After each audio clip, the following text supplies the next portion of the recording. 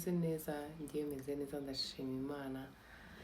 Ibintu birimo biragenda neza, ndashima Imana byataye. So, uyu munsi rero nje gusubiza abantu benshi cyane. Abantu banyandikiye inbox hashize iminsi myinshi, munyihangane ko naratinze kubasubiza, ariko uyu munsi ngiye kubasubiza mu buryo bwimbitse. Hari abanditse comment bambaza ikibazo ngiye gusubiza uyu munsi, hari abamamagaye, hari abanyandikiye, hari abo duhura bakambaza, wenda umwanya ukaba mutoya simbasha gusobanura ibintu byinshi ku kibazo bambajije, ariko uyu munsi iyi video ni gucike, ngiye gusubirizamo abantu bose mu buryo bwose burambuye. Ikindi ndibaza muri bunyurwe, ndibaza nta muntu uzongera guhura akambaza ngo Keca wisiga iki, Keca ubigenza gute,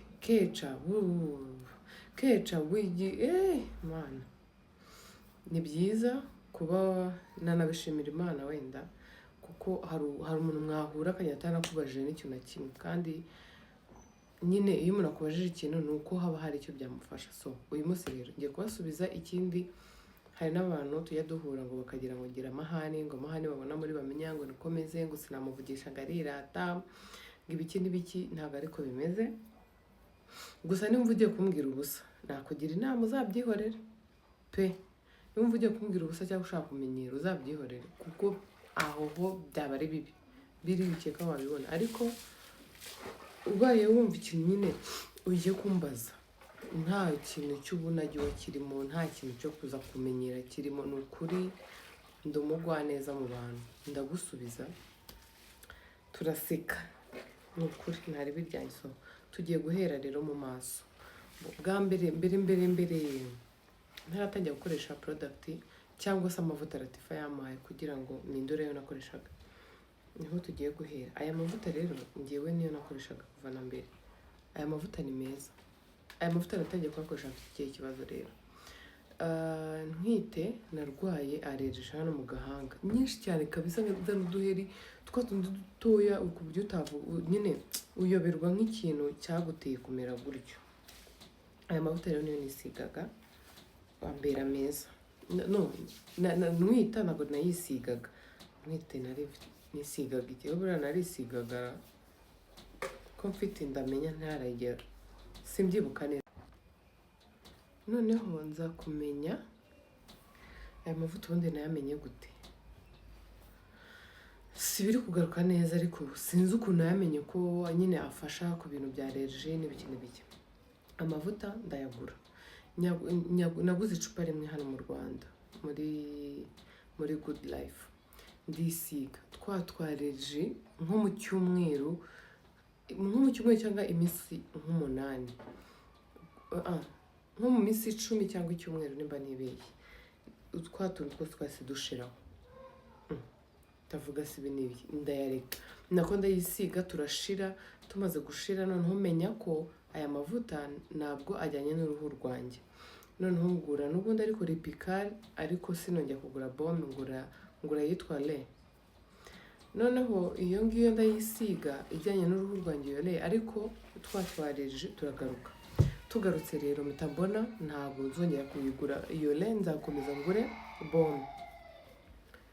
Numva amajwi y'abana mwihangane, tari hararize aracecetse. Kadukomeza. Noneho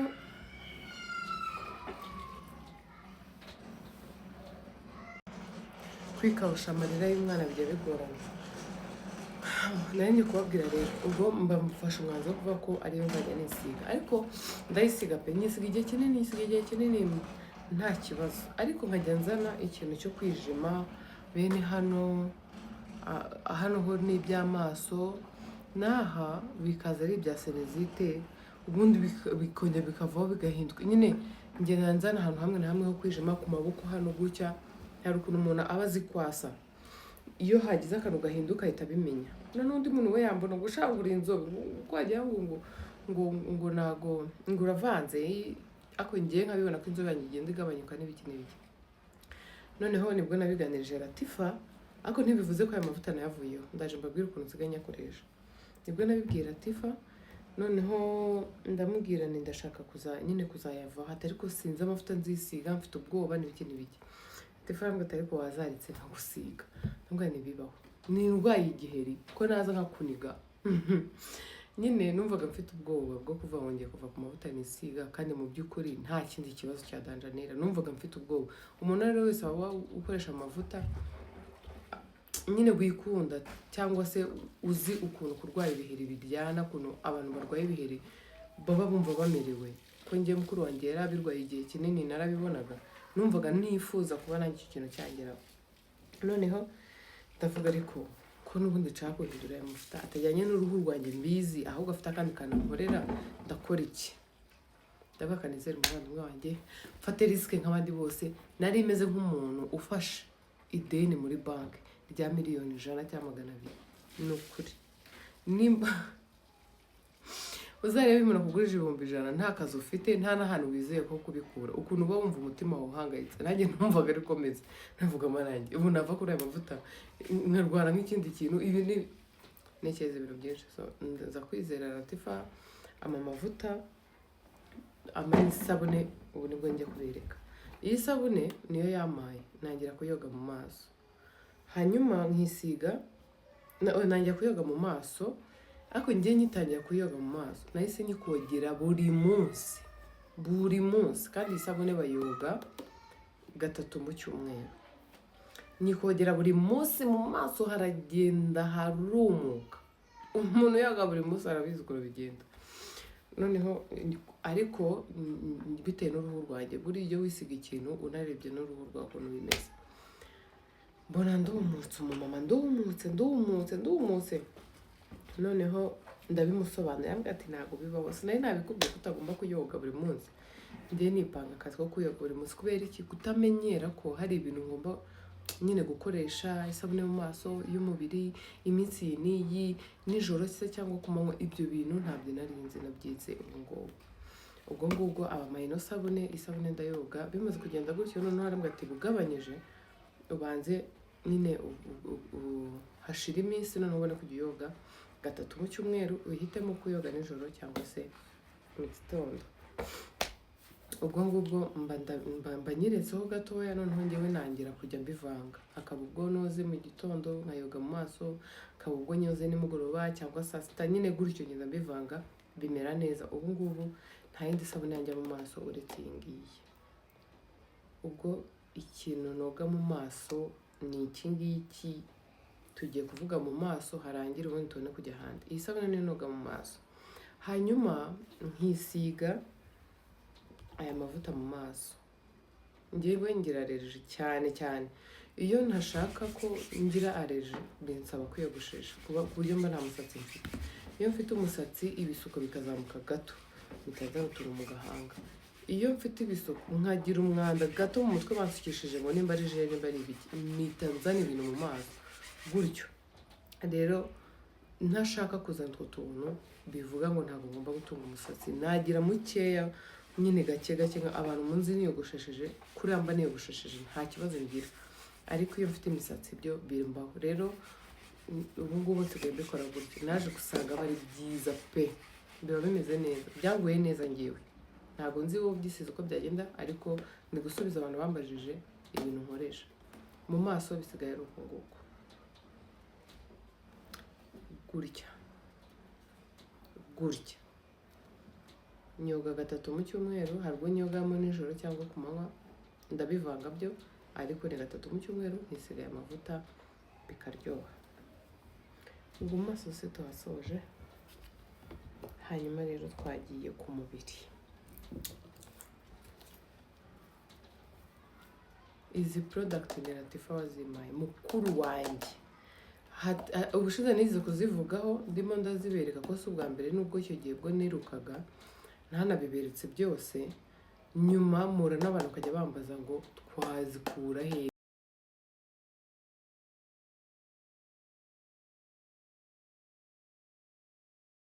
kandi nari navuze ngewe aho nazikuye. So ni kwa Latifa, Latifa yamaye iyi sabune nyoga ku mubiri umunsi wa mbere kamubwira iby'iyi sabune. Iyi sabune nyoga ku mubiri ku munsi wa mbere iyo uyoga ibimeze nka umwuka wayo umeze nk'aho ari umuti, uba wumva ari umuti, uba wumva nyine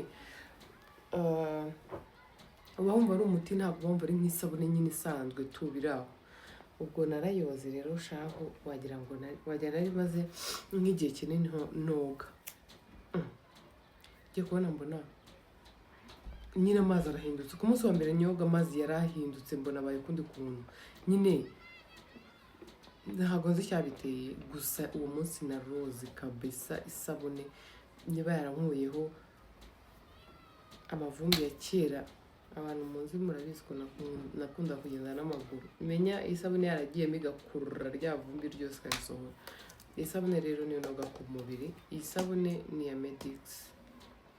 Iyi yo mu maso yo ni simple, nkisigamo na Lipical Balm, hanyuma nkoga ino sabune ya simple. Iyi sabune nayo ntabwo bayoga buri munsi, ntabwo bayoga buri munsi. Njyewe mfite iminsi nyoga, ariko si nyoga buri munsi. Abantu mwambajije ibintu nkoresha ni mwebwe ndi gusubiza. Noga iyi sabune, si nyoga buri munsi. Ntabwo ari byiza kuyoga buri munsi, habe na gato, ntabwo ari byiza mugabo. Hanyuma nkisiga aya mavuta. Aya mavuta nayo ni aya Medix. Aya mavuta nayo iyo ubishatse wayisiga mu maso, nuko njyewe ntarabigerageza. Ari amavuta yanjye nashira ndashaka kuzajya najya kwisiga iyi Medix, ni nziza sha, yanguye neza nayo. Ubwo rero nta byinshi ndi buvuge kuri aya mavuta, byo narayisize mbona ibyo bibazo byose nari natangiye kugenda nzara byarashize, ndasa neza. Urayisiga ukumva umubiri wawe uroroshye, uri kugenda neza.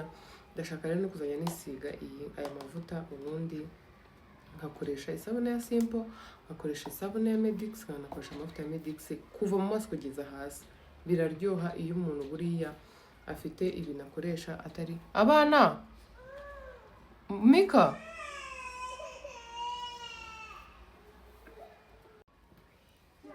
ngayo nguko rero, ndizera mbasubije mu buryo burambuye. Inoze ndashaka kujya nkoresha ibi umubiri wanjye wose uko ari bitatu.